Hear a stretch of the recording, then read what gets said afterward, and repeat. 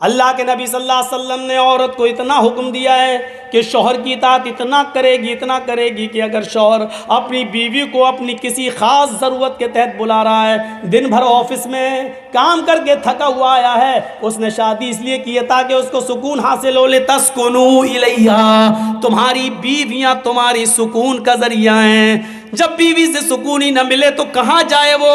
اس لیے فرمایا آئے اللہ کی بندیوں، اللہ کے نبی کہتے ہیں میری مومنہ عورتوں کان کے پردے کھول کر سنو، تمہارا شوہر اگر تمہیں اپنی خاص ضرورت کے لیے تمہیں بلا رہا ہے، رات کے کسی بھی حصے میں تمہیں بلا رہا ہے یا دن کے کسی بھی حصے میں تمہیں بلا رہا ہے تو تمہیں انکار نہیں کرنا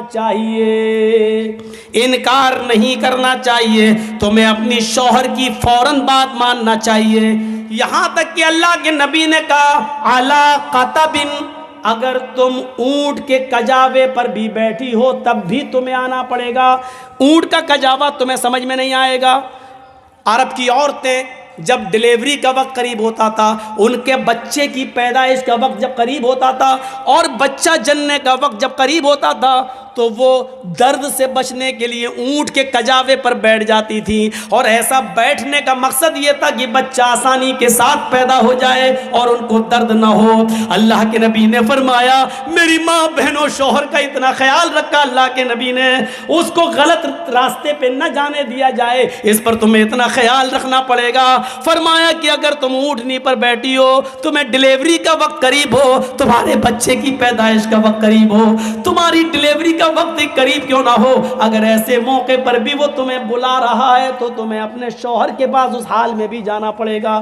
حالانکہ یہ ایک مقصد ہے بتانے کا، یعنی اتنا بڑا مقام ہے، لیکن اتنا بڑا ظالم کوئی شوہر نہیں ہوگا جو اپنی بیوی کو اس حال میں بلائے گا کہ بچہ پیدا ہونے والا اور ہم اس کو اس حال، اتنا ظالم نہیں ہوتا کوئی مرد، اتنا ظالم نہیں ہوتا ہے۔ لیکن ایک مرد کی اہمیت بتائی ہے کہ دیکھو وہ دن بھر تھکا مارا آیا ہے، وہ باہر اس نے ہزاروں قسم کی لڑکیوں کو دیکھا ہے، اس کا دل بہک بھی سکتا ہے، پھسل بھی سکتا ہے، اس لیے اس کو سب سے زیادہ گھر آنے کے بعد تمہارے سکون کی ضرورت ہے۔ سنو میری، اللہ کے نبی نے فرمایا سنو اللہ کی بندیو، تمہارا شوہر اگر تمہیں اس حال میں بلاتا ہے کہ تم چولہے پر بیٹھی ہو، روٹی پکا رہی ہو، تب بھی تمہیں سب کو چھوڑ کے آنا پڑے گا۔ روٹی جلتی ہے تو جل جائے، ہانڈی میں گوشت پکتا ہے، جلتا تو جل جائے، جلدی سے گیس چولہا بند کرو اور اپنے شوہر کے پاس جاؤ، فوراً تمہیں اس کا حکم ماننا پڑے گا۔ حالانکہ اتنا بڑا ظالم بھی کوئی نہیں ہوگا جو یہ کہے گا کہ روٹی چھوڑ کے آ، اتنا بڑا ظالم بھی کوئی نہیں ہوگا۔ بتانے کا مقصد یہ ہے کہ وہ جس وقت بھی تمہاری ضرورت کو محسوس کرے گا تمہیں اس کے پاس جانا پڑے گا۔ اور مردوں کو بھی حکم ہے کہ وہ اپنی بیوی کو ناجائز طریقے سے نہیں ستائیں، اس کے بخار کا خیال رکھیں، اس کے درد کا خیال رکھیں، اس کی نیند کا بھی خیال رکھیں، کیونکہ صبح تمہیں تو اٹھنا نہیں ہے، تمہارے بچوں کو تیار کرنا اس کی ذمہ داری ہے، اسکول بھیجنا اس کی ذمہ داری ہے، ان کا بریک فاسٹ تیار کرنا ان کی ذمہ داری ہے۔ اس لیے بہتر یہ ہے ایک ٹائم فکس کر لو کہ ہمیں فلاں دن تم سے ملنا ہے۔ چلیے یہ کوئی ضروری نہیں ہے، اس میں تو میاں بیوی کے حقوق میں یہ کوئی چیز نہیں ہوتی، جب دونوں کا موڈ ہو جائے تو آدمی آگے بڑھ ہی جاتا ہے، شریعت میں اس کی کوئی ممانعت نہیں ہے۔ لوگ کہتے ہیں دن میں نہیں کرنا چاہیے، لڑکا اندھا پیدا ہوگا، یہ تم اپنے باپ دادا کی حدیثیں اپنے پاس رکھو اور اپنی جیب میں رکھو۔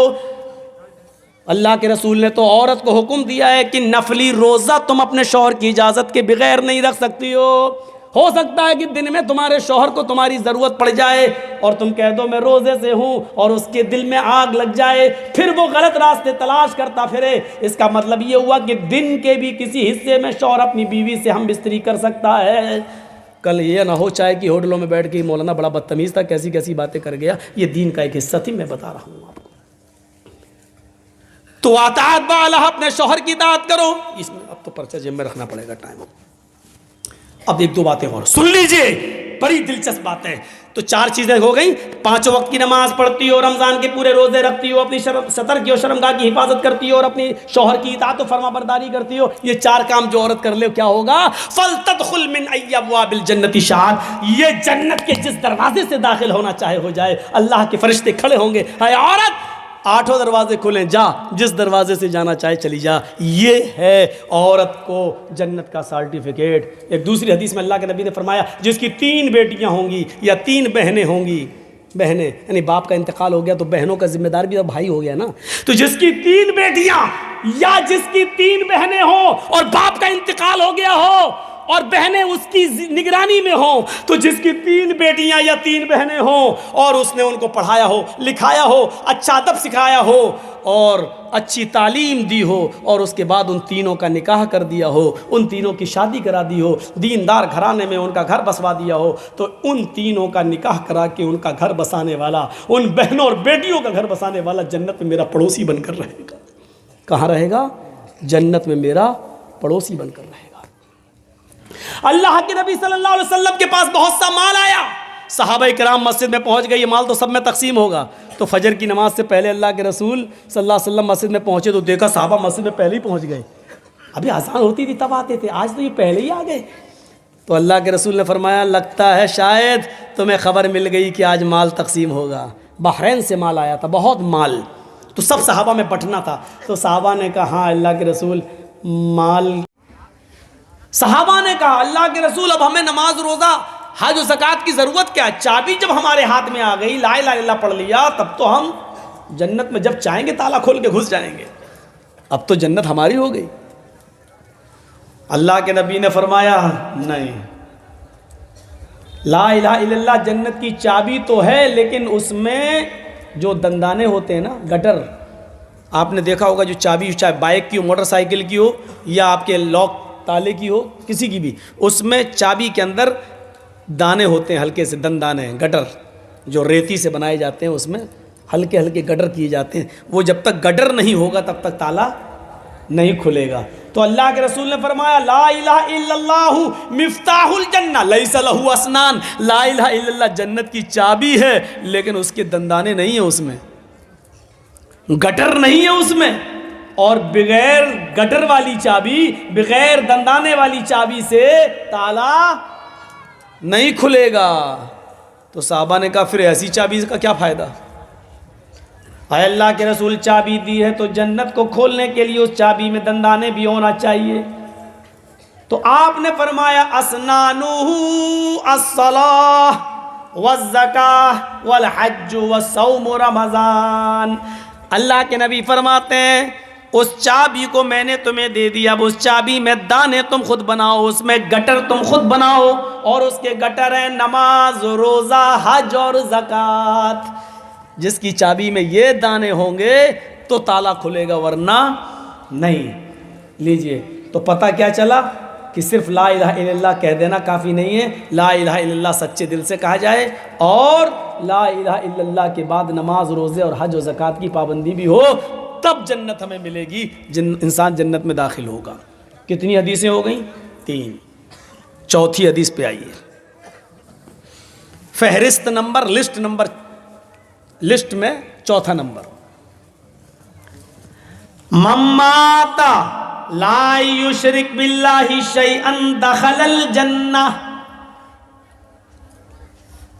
جو اس حال میں مرا، جس کو اس حال میں موت آئی کہ وہ اللہ کے ساتھ کسی کو شریک نہیں کرتا تھا، اس کی موت شرک پر نہیں بلکہ توحید پر ہوئی ہے، تو یہ آدمی بھی کہاں جائے گا؟ دخل الجنہ، جنت میں داخل ہوگا.